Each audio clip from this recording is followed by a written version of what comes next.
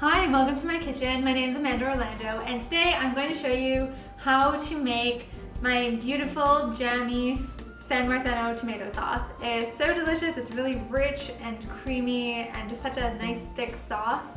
And it's a great alternative if you don't have the space to do sauce in the traditional way, which I don't this year. So I'm just gonna be doing a quarter bushel of tomatoes in my condo, as opposed to like doing tomatoes, which is what you would say for like processing bushels and bushels of tomatoes in your Nona's garage with like all kinds of industrial sized equipment.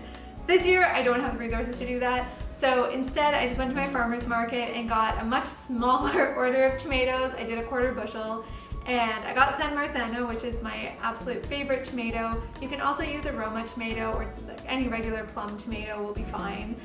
These can be a little bit hard to get depending on where you are.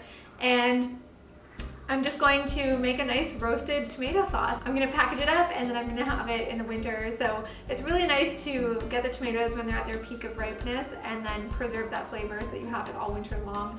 San Marzano tomatoes are known for their meaty, pulpy texture and intense, sweet flavor.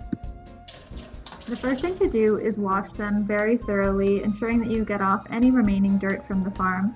If you're working with a large bushel, you'll also want to sort out any that might smell off or might be moldy, as they will spoil the batch. The next step is to cut off any pieces that don't quite look right, that might spoil the flavor of the sauce, and then to cut the tomatoes in half.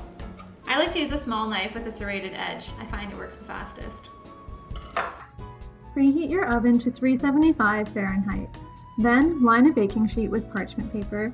My sheet was still a little bit wet from washing it, that's why it looks kind of soggy. Spread the tomatoes out, making sure not to overcrowd the pan. Then drizzle them with some olive oil, about 2 tablespoons, but it doesn't have to be exact. Brush the oil out using a silicone brush or a pastry brush. This is going to help the tomatoes roast more evenly. Give them a good hit of sea salt. I like to use an iodized sea salt.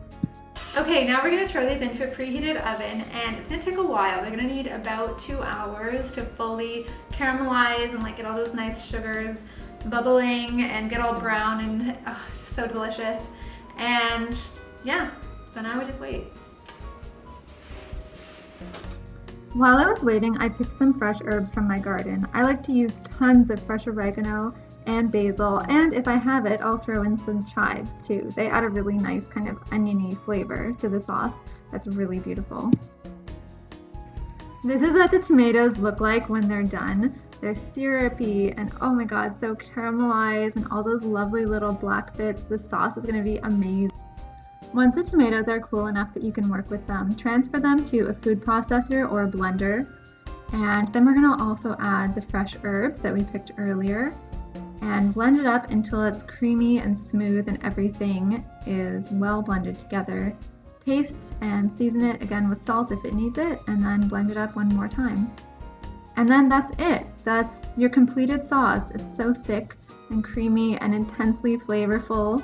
And oh my god, it's so good. Put it on pizza, pasta, anywhere that you would use tomato sauce. Bye!